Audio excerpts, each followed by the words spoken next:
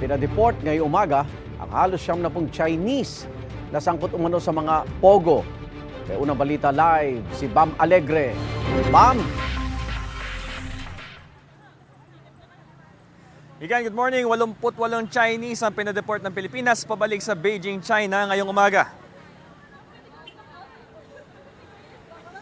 Karamihan sa kanila sangkot umano sa mga pogo hub sa Metro Manila, habang may ilan na naaresto sa Bamban, Tarlac at Lapu-Lapu City, Cebu.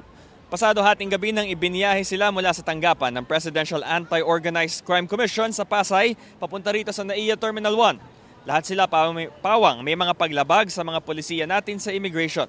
Sa China naman nila harapin ang mga pananagutan nila sa sugal at iba't iba pang mga krimen na isinagawa rito. Yan muna ang latest mula rito sa NAIA Terminal 1. Ihatid pa natin ng iba pang mga detalye dito sa ating coverage ng mga pinadeport ng mga Chinese. Bam Alegre para sa GMA Integrated News. Igan, mauna ka sa mga balita, mag-subscribe na sa GMA Integrated News sa YouTube para sa iba't ibang ulat sa ating bansa.